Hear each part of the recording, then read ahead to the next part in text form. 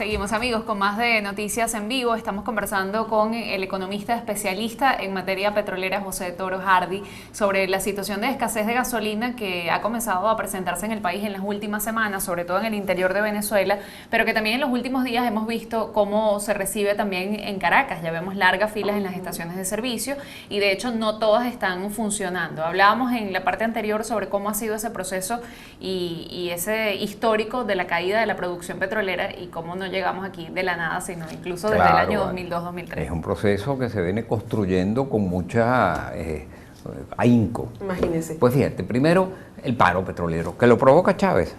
Él lo confesó en el momento de presentar su informe anual y cuenta ante el Congreso Nacional en el 2004. Él dijo, yo provoqué este paro.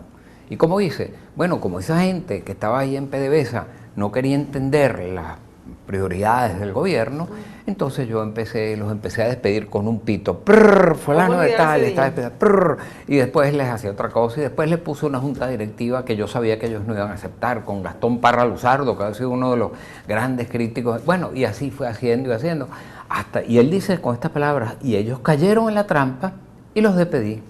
Pues mira, despidió 20.000 personas que tenían, como te dije, 300.000 años de experiencia. Bueno, y la consecuencia de ese arranque, digamos, la estamos viendo hoy. Ese día comenzó la destrucción de Ese día comenzó la destrucción.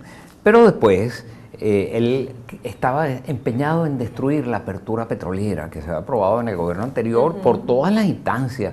Las bases las había aprobado primero la Corte Suprema de Justicia, después el Congreso Nacional había fijado las bases mínimas, después se habían licitado, después se habían devuelto al Congreso para que dijera si se acordaba lo que ellos habían aprobado, y después a la Corte...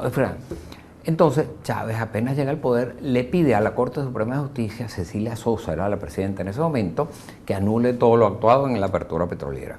Y la Corte Suprema de Justicia le pide que no, le dice que no, porque se han cumplido todos los extremos legales.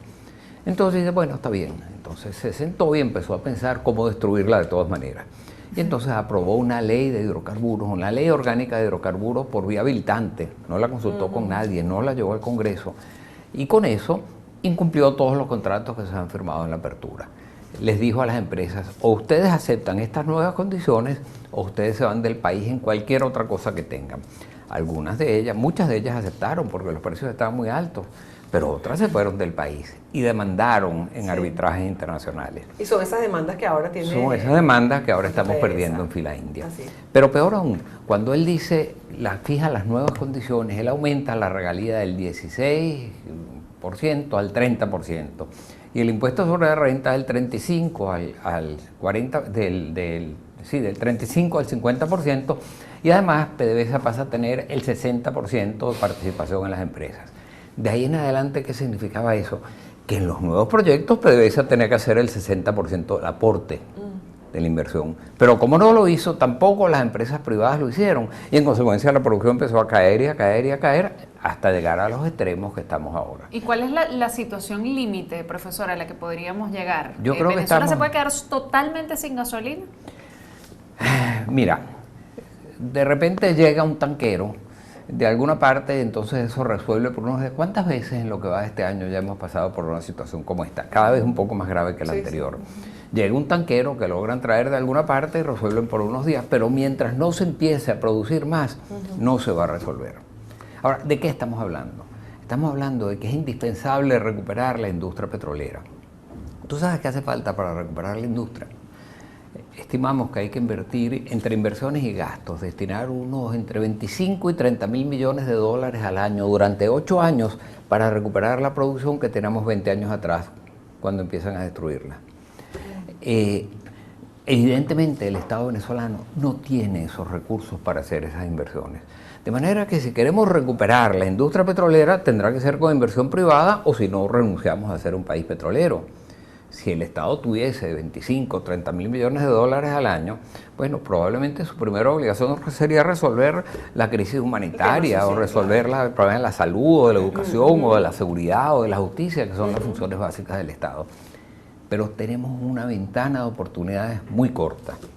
La Agencia Internacional de la Energía nos está diciendo que de aquí al año 2040 la demanda mundial de petróleo seguirá creciendo, pero que del año 2040 en adelante va a caer fuertemente porque el petróleo va a ser desplazado por otros agentes energéticos menos contaminantes.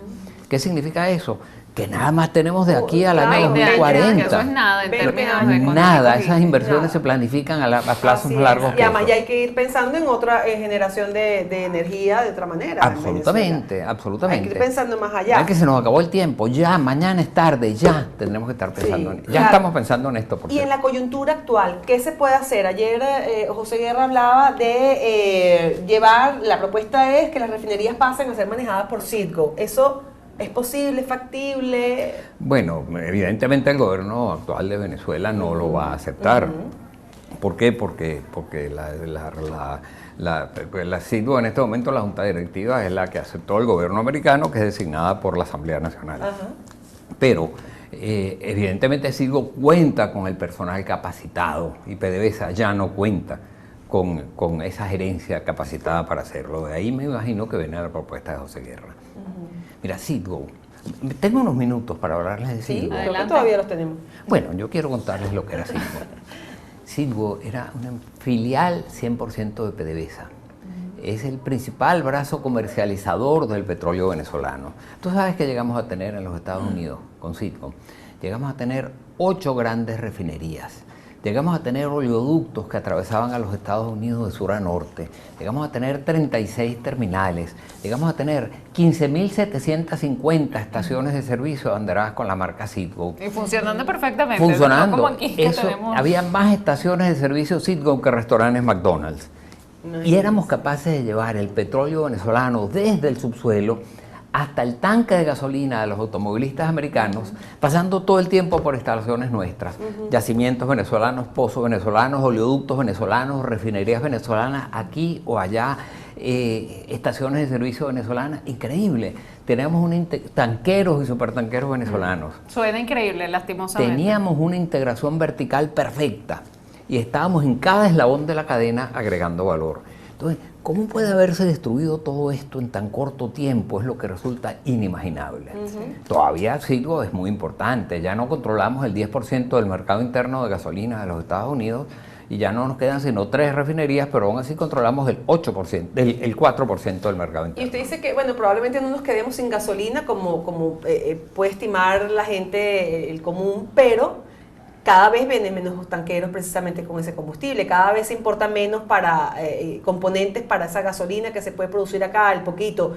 Estas colas que estamos viendo ahora se van a agudizar en todo el país, incluso en Caracas. Bueno, cuando llegue un tanquero a lo mejor van a bajar. bajar un poco y cuando se vuelva a acabar volverán a subir un poco, pero la tendencia va a ser a la caída cada vez más seria. Bueno, estaremos entonces en esta situación de ir y venir con las filas, etcétera, por un largo tiempo. Yo pareciera. espero que no sea un largo tiempo.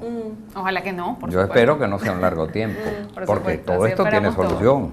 Claro. Bueno, Claro. esperemos que esa solución llegue pronto para evitar esta continua pérdida en la calidad de vida de todos los venezolanos. Ahora se suma la gasolina. Sí, como que Impensable sí, en un faltaba país un petrolero, elemento, ¿verdad? pero Ahí está, siempre ya hay uno llegó. más.